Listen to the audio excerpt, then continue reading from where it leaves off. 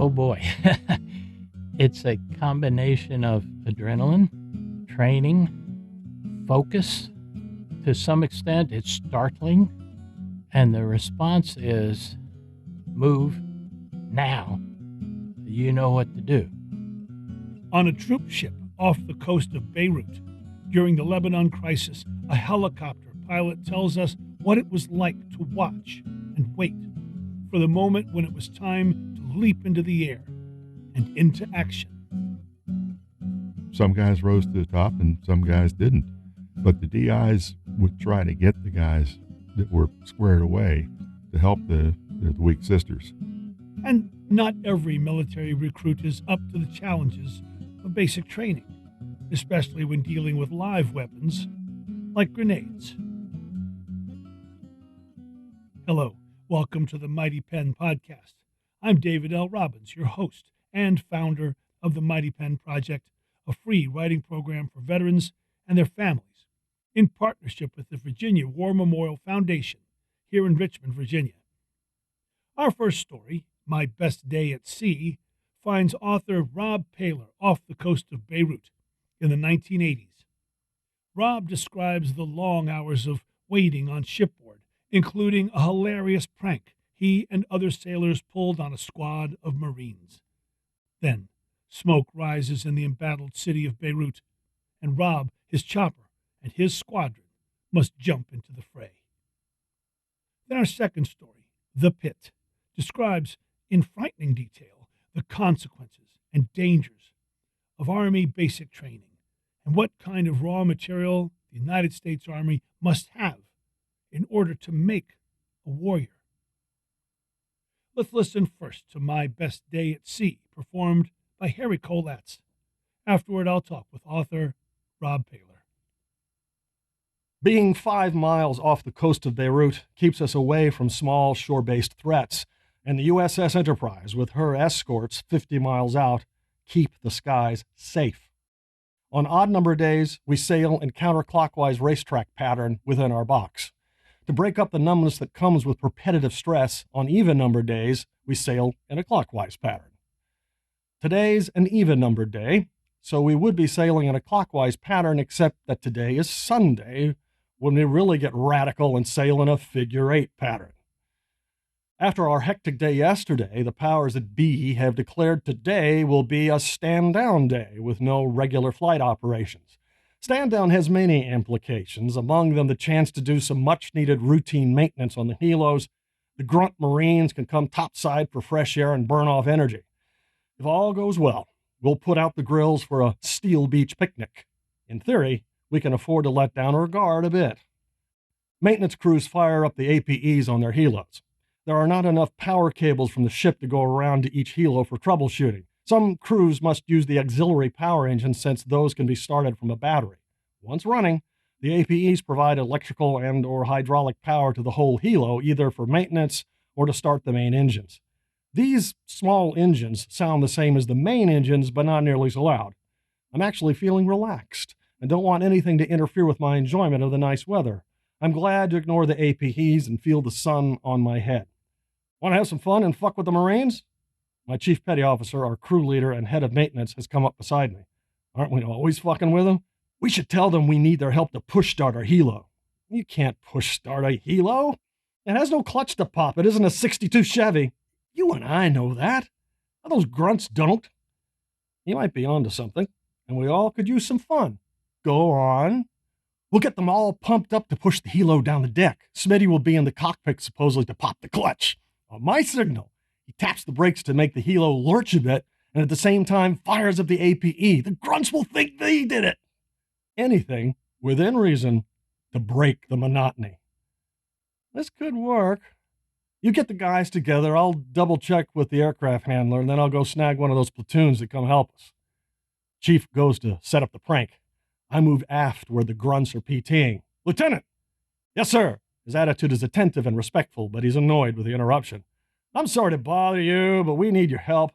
Our helo won't start and all the power cables are being used. Do you think your guys could get it moving enough for us to push start it? It's a bit on the heavy side. And the best way to get a Marine to do something is to suggest that he's unable to do it. No Marine ever shrinks from a challenge to show teamwork and strength. The platoon lights up. Lieutenant barks, "No problem, sir. Follow me, Marines." They jog in formation to our helo. Chief thanks them for their help, organizes the pushing, and away we go. To preserve the illusion, most of my crew joins in. The rest encourage everyone to get it going just a little faster. 30 feet down the deck, Chief signals Crowbar to tap the brakes and fire up the APE. When the APE comes online, pandemonium erupts in shouts, hoorahs, and high fives. Other maintenance crews have figured out what just happened and enjoy the joke too. Instead of laughing and gloating, my guys have been drawn into the celebration, though they are the perpetrators of the prank. For a moment, we are all one. The ruined city, with all its problems, is not there. The loneliness that comes from leaving families behind is suppressed. The weariness of long days is overcome. We are not sailors, squids, grunts, or Marines, just brothers in arms, taking a respite from the pressures that so often dominate our days. We acknowledge a small sense of accomplishment, insignificant, but when combined with all the other little victories, they collectively underscore our sense of purpose. We all sense it. We don't have to say it. If any of us sailors were to find ourselves in that city, there is no other group we'd rather have around than these grunts. Each Marine knows that if they found themselves in trouble in that city, my guys and our helo would hope to be first in line to bring help. The lieutenant approaches with a salute. "Glad to help, sir." Salutes are not normally rendered on the flight deck, but being a ground pounder, he doesn't know that. Anyway, now's not the time to be picky. I return his salute and initiate a handshake. From his grin, I suspect he's figured out that they were played. "Many thanks, and maybe go easy on the PT. Your Marines have been awfully busy lately." "I'll consider it, sir. We'll see how they do in the next 30 minutes. Gotta stay ready." Chief directs our crew to return the helo to its ready state. The Marine platoon forms up to jog back to their PT, but with a bit more energy and pride. When they pass, I recognize a face. These guys are some of the Marines we pulled out of the city yesterday during our long day of flight ops. They were at the end of their 3-week rotation and were back aboard to get some rest. I remember watching one of them as he filed off the helo and started toward the ladder leading down to the hangar deck. Filthy. He just looked worn out. Passing one of the flight deck yellow shirts, the sailor extended his hand. The Marine paused only long enough to grab it for a quick shake.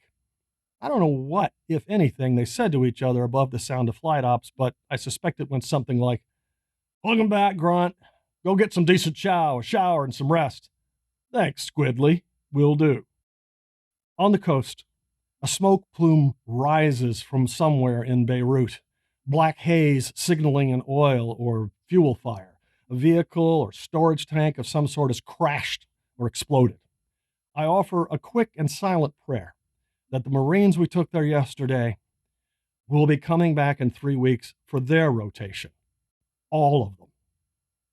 I don't care how long we've been here, or if the weather is good, bad, or horrible.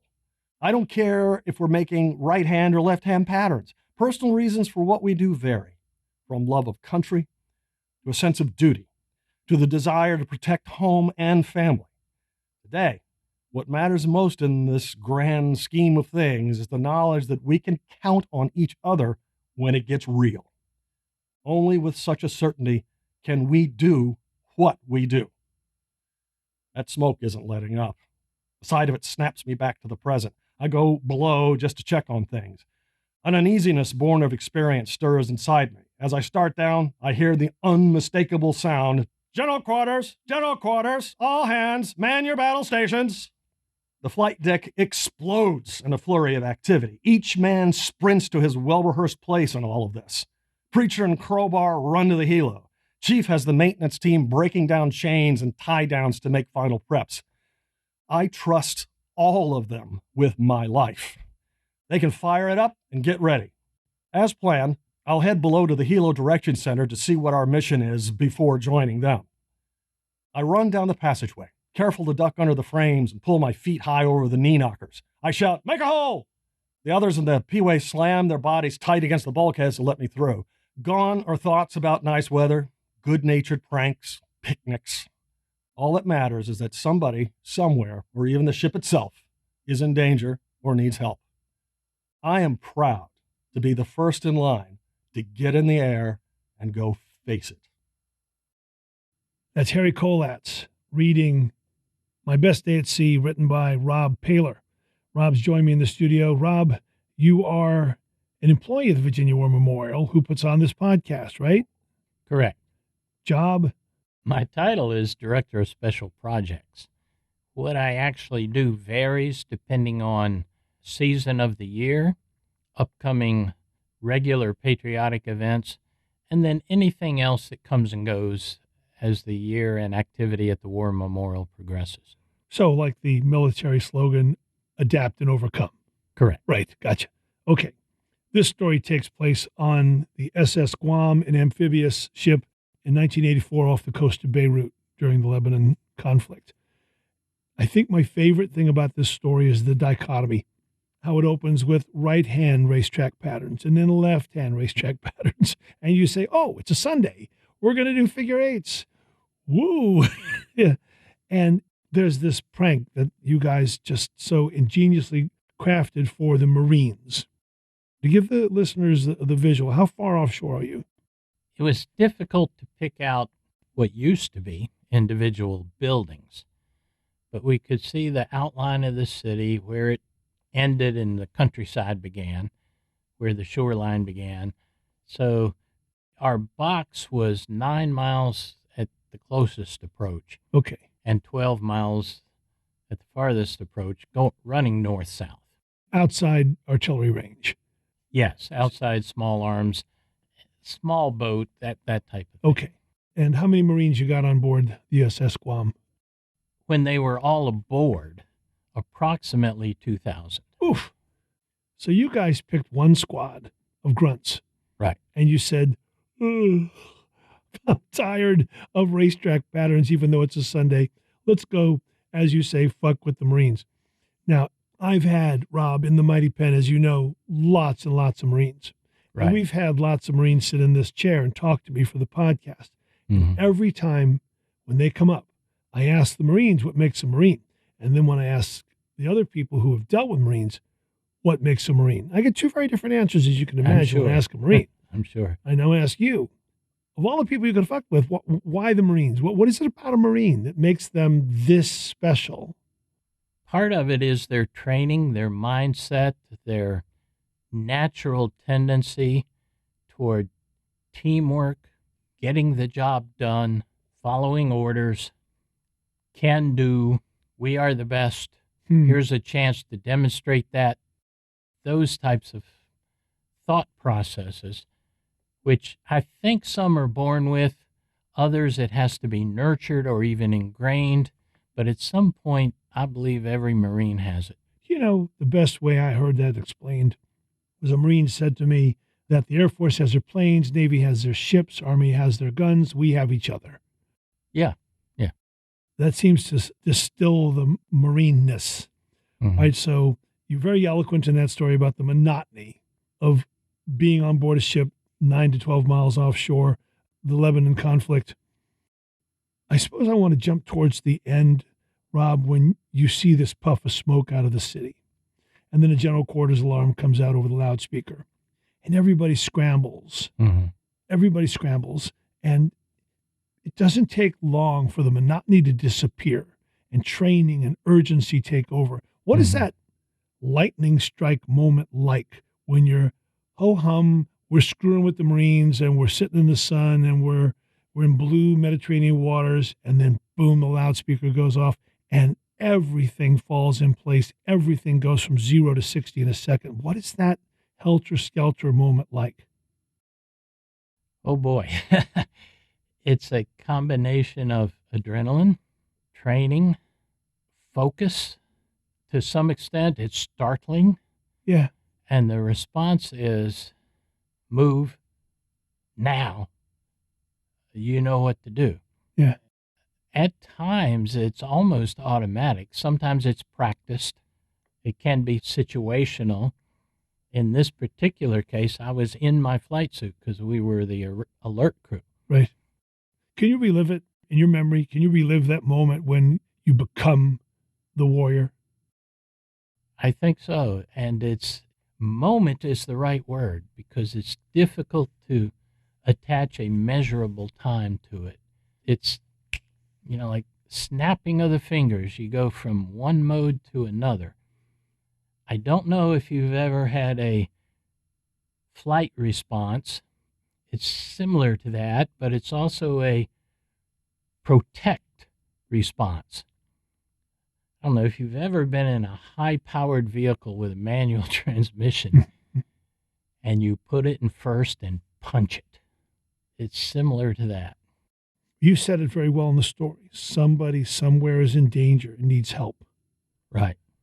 And that protect clicks right in. And originally, I didn't know if it was somebody somewhere or if it was the ship itself, some kind of incoming threat, because instead of calling flight quarters, they called general quarters, which is an elevated state of ready response.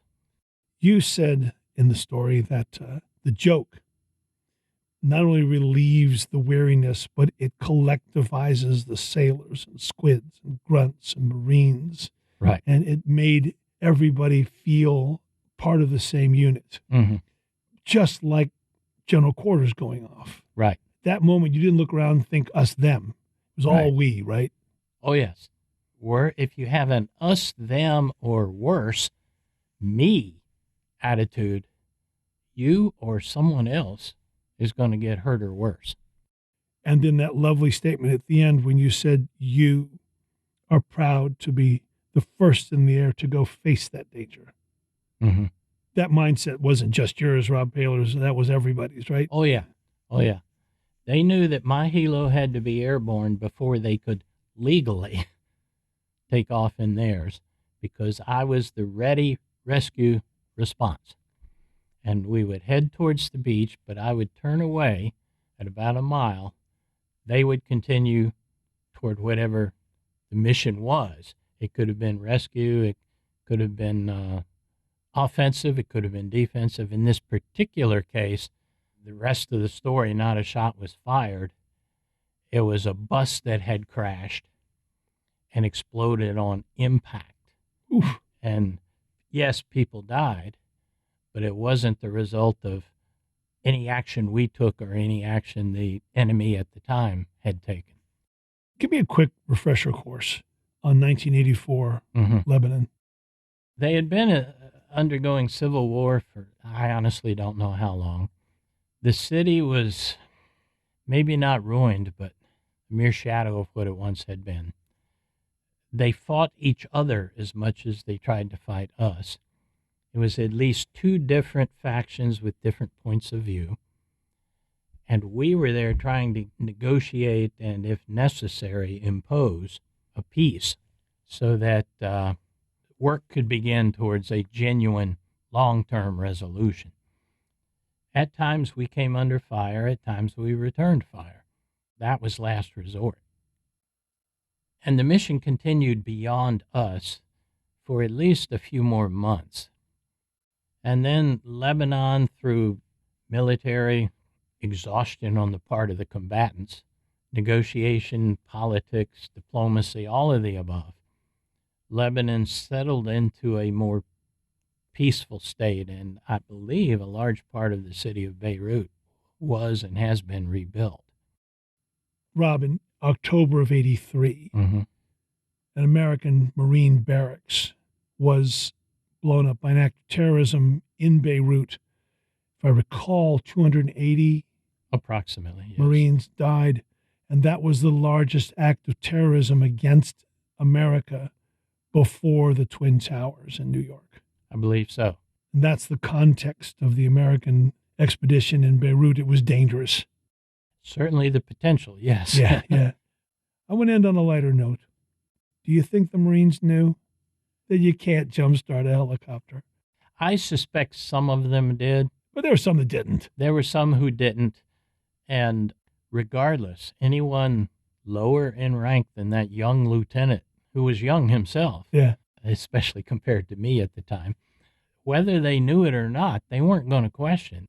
They had a task, they had an objective, and they were going to achieve it.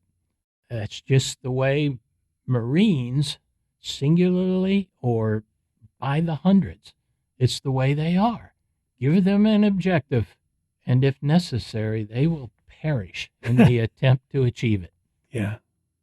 Rob, I want to thank you for coming in. Thank you for Mm-hmm. what you do at the Virginia War Memorial. Sure. And I want to thank the Virginia War Memorial for its support of this program and this podcast, and me personally over the many years I've worked with the Mighty Pen. Thank you. Thank you. Yeah, Mhm. man.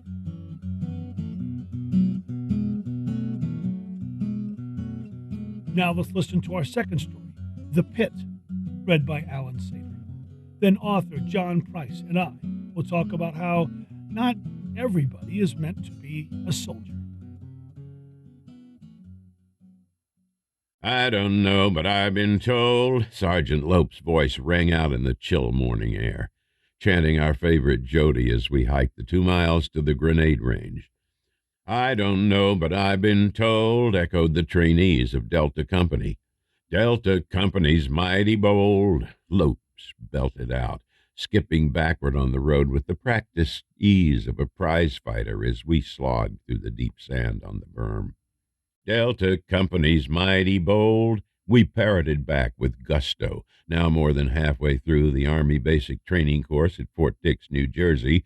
Sergeant Lopes, first platoon drill instructor, led the entire company, while another DI brought up the rear, heckling stragglers. The 2 remaining DIs requisitioned a 5-quarter-ton truck to pick up hand grenades from the ammo dump. Am I right or am I wrong? Our DI shouted, palms upward, exhorting us to increase the volume to drown out Charlie Company across the road on their way to the rifle range. Sound off like you got a pair. Am I right or am I wrong? We roared back. Company, double time, march! Delta responded to the order, picking up the pace, gear clanking as slung M16s struck full canteens on web belts. 6 weeks ago, as raw recruits, double-timing the final half-mile to the grenade pits in deep sand with full gear would have killed us. Today, we were barely breathing hard when Lopes ordered, Company, halt! Reeves' gear arrived before he did, carried by the 2 strongest men in our platoon, petty criminals from Rochester, New York, who chose Army time over jail time. Reeves, our mama's boy, staggered toward the platoon, totally winded, looking for a place to sit. Thanks for joining us, Private Reeves, quipped Sergeant Lopes, making no attempt to conceal his sarcasm. Yeah, what the fuck, Reeves? You ought to be in Charlie Company the way you run, jeered Martin, a former high school track star. Can it, Martin, Lopes said in a voice hard enough to scratch glass. First platoon, take a knee, and listen up. I survived 2 combat tours in Nam and do not intend to die today. All you have to do to qualify here is what we've been practicing, nothing more. Any questions? Reeves? Reeves, ashen, was clearly scared shitless. Sergeant Lopes was looking at him. He turned, we made eye contact, then he slowly shook his head. The fine mesh net of the draft indiscriminately scooped up some young men unfit for military service, guys like Reeves. Okay, saddle up, move into the blockhouse, find your name on the platoon list. That's the order you will join me in the pit for qualification. Watch what the man ahead of you does. This ain't rocket science. The list ranked our platoon from best to worst. Reeves was last. The 4 DIs took positions in the grenade pits, oversized foxholes 5 feet deep, 6 feet square, with wooden pallet floors so we didn't stand in ankle-deep mud. Each pit had a case of grenades in the rear corner on the DI side. First wave, link up with your DI and wait for further instructions, barked the salty E8 range officer. Tattooed forearms like Popeye. The 4 top trainees in Delta strode confidently down the concrete steps from the elevated blockhouse. The rest of the company watched behind thick, bullet-resistant glass. A 2-foot-tall, 6-foot-deep continuous berm ran in front of the row of pits. Made from the sandy orange clay excavated from the pits, it had been tramped into a hard, smooth, curved surface. As each trainee dropped into the pit, the DI raised his hand, the ready signal for the range safety officer. When he saw 4 hands in the air, he raised his microphone. "The range is hot. Repeat, the range is hot. Fire when ready." Lopes gave the command. "Pull pin." Martin, our number 1, responded with no hesitation. "Throw." Martin pegged the 1-pound baseball-shaped grenade 40 yards. It bounced once, rolled, then detonated, followed closely by 3 more explosions. The shock wave slapped the reinforced concrete building, followed immediately by a storm of hot metal slivers, pinging as they ricocheted off concrete and glass. Fine orange clay dust hung in the still morning air, slowly dissipating. "Second wave, move out," boomed the E-8. First wave re-entered the building, all smiles and fist pumps. Martin took Reeves by the shoulders and whispered, "You can do this. Don't sweat it." Reeves offered Martin a wan smile, not convinced. Never allowed to play outdoors as a kid, Reeves didn't know how to throw a ball when I first coached him on tossing the grenade. He threw mostly forearm, a little wrist, no shoulder. His first toss was less than 10 yards. "Reeves, you asshole, you just killed yourself and barely scared the enemy." I laughed. He improved somewhat, but I knew live fire would be a challenge.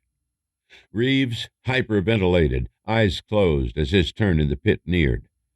"Reeves, calm down, man. Just do what we practiced. It's no big deal. I know you can do it." He opened his eyes, gave me a half-hearted smile. When the next wave command came, he hesitated, afraid to exit the building. I gave him a nudge. "Just do it, man."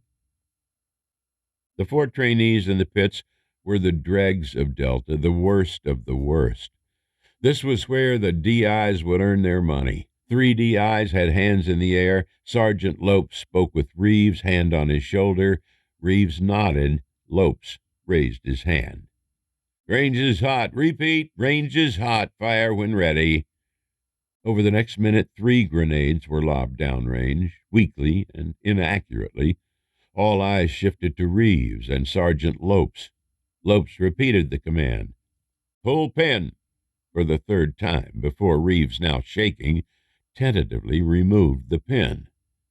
"Throw." Reeves turned toward the DI, right arm extended, attempting to hand the live grenade to Sergeant Lopes. Lopes gently returned Reeves into position, then repeated, "Throw." I watched in horror as Reeves crumpled to the floor of the pit, grenade in hand. The grizzled E.H. jaw muscles bulged, a vein on his temple throbbing. "Jesus H. Christ! Reeves, do not release the grenade. Do you understand? Get on your feet." Reeves managed to roll to his knees as Sergeant Lopes' gaze remained locked on the grenade. "Can you stand up?" Reeves shook his head. "You hold on to that grenade while I help you. Understand?" Weak nod from Reeves. "Okay, Reeves, let's get rid of that grenade." Sergeant Lopes' voice smooth as silk, no hint of tension or fear. "Throw the grenade, Reeves." Reeves reverted to his weak throw, bouncing the grenade off the berm, a foot above the lip of the pit. Everything shifted into slow motion. Holding my breath, I watched the spoon separate from the grenade, strike the berm, then slide back into the pit. Sergeant Lopes slammed Reeves to the floor of the pit and jumped on top of him as a human shield. Forward momentum carried the grenade slowly up the face of the berm. I silently counted. 1,000. The grenade still rolling toward the crest of the berm. 2,000. The revolution stopped at the apex. 3,000.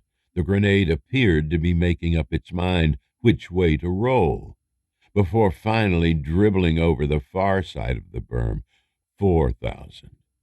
The front of the berm erupted into a geyser of fist-sized chunks of clay as I counted 5,000. The E8 unleashed an impressive stream of profanity over the loudspeaker. Sergeant Lopes stood up, waving his arms to clear the dust. The range officer shouted, "Get that fucking asshole off my range now! Do you understand?" Reeves lay crumpled like a dish rag on the floor of the pit, inert. The three other DIs from Delta rushed to Lopes' pit, hoisted Reeves out, and carried him to the 5/4-ton truck that had delivered the grenades. Sergeant Lopes inspected the fresh blast crater in the berm to see exactly how close he had come to death minutes earlier. Delta Company silently filed out of the blockhouse, formed up, ready to march back to the barracks. The mood was somber.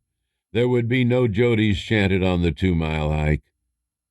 We never saw Reeves again. That was The Pit, read in a very bass voice by Alan Sater. I'm here in the studio with my good friend John Price, who wrote The Pit. So, John, for our listeners who did not ever throw a grenade, for context, we know what a grenade looks like. It looks like a little pineapple. You say it weighs a pound. Walk me through the pin, the spoon. Describe the device of a grenade. We practiced with World War II inert grenades, which were the pineapple variety. The variety we actually threw in the pit were baseball grenades, the new ones, which we would use in combat if we found ourselves in a situation where we needed it.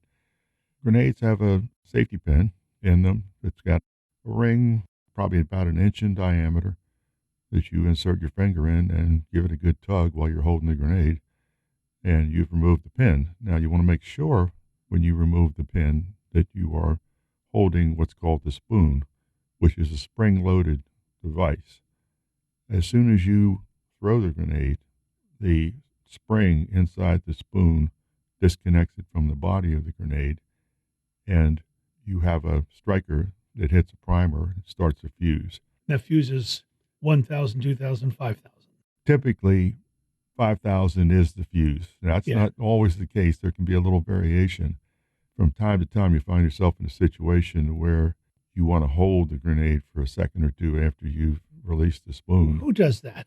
Well, hardcore combat situations. You pull the pin on a grenade and you go, I'm going to just let her ripen a moment. Who does that? Well, it takes a lot more nerve than I had. I wasn't infantry. No. But that's the process. Now, the other thing that you got to look at is the lethality of a grenade. And anything within 5 meters is probably going to die. Yeah. And you get a little further out, you're going to get pretty badly injured with shrapnel from the grenade, which is bits of metal. All right. John, the story starts with Alan singing Jodies. Jodies are songs that create a rhythm for marches and for double time.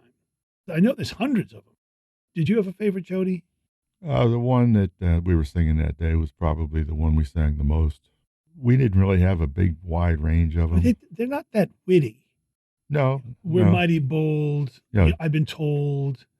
Yeah. Yeah. A lot of rhyming, very basic rhyming. So that takes me to my next question. The draft scooped up a lot of guys who probably needed very analog, simple Jodies. I'm just imagining the Army in the early 60s. Well, it was a very interesting mix of people with basic training while I was there.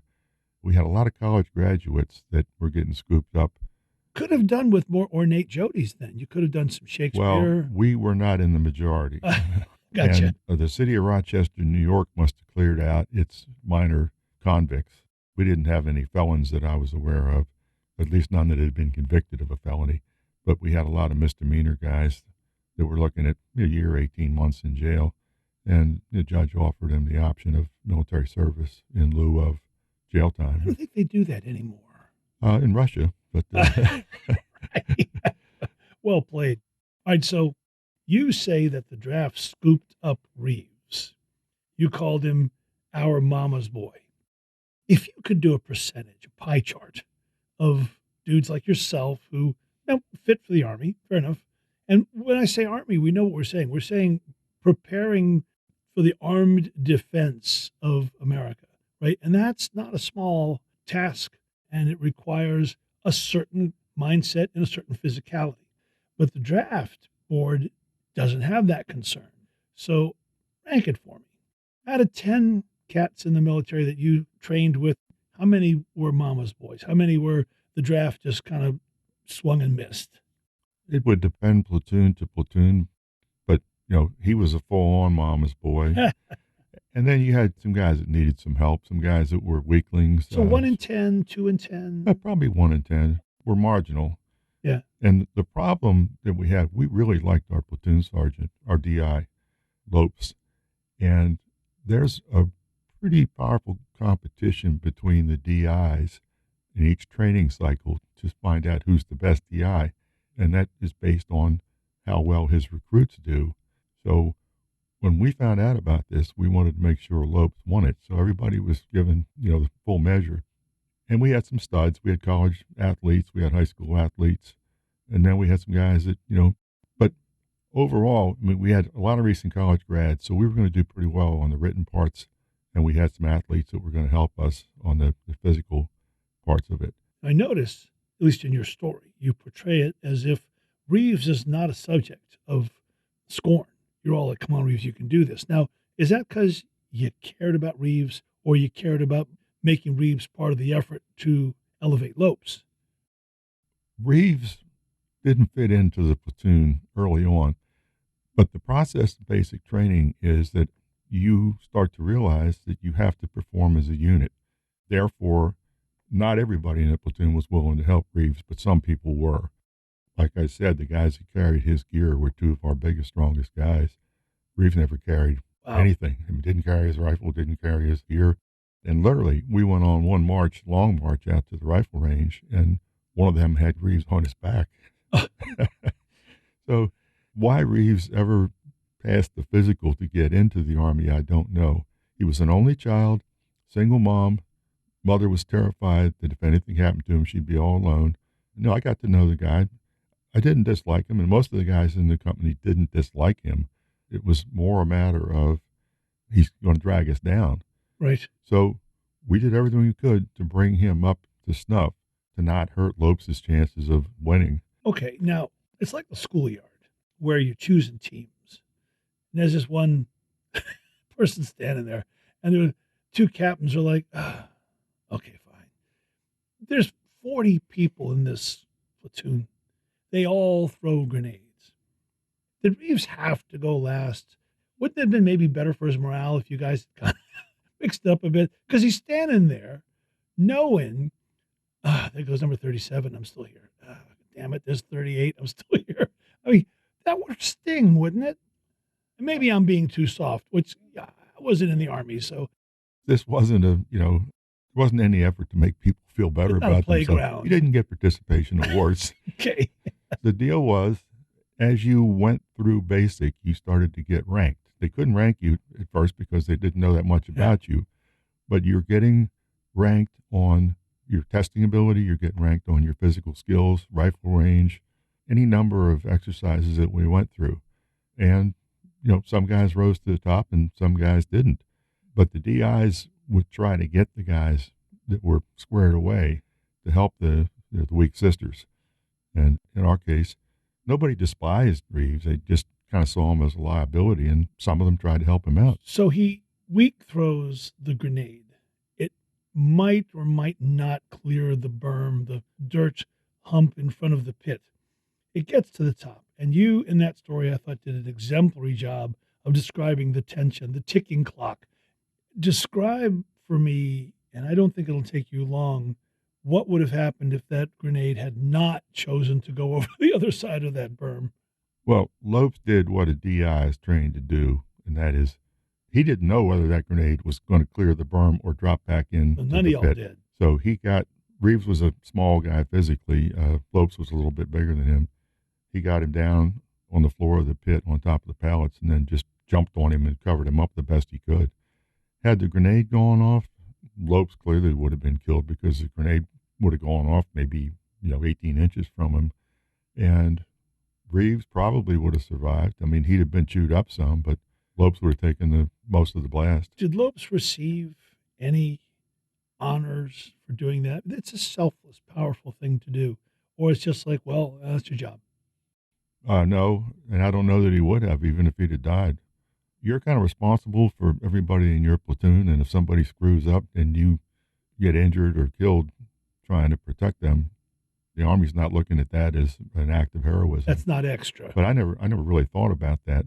All I know is Lopes did exactly what he was supposed to do, and had that grenade fall in that pit, he would have done everything he could to keep Reeves alive.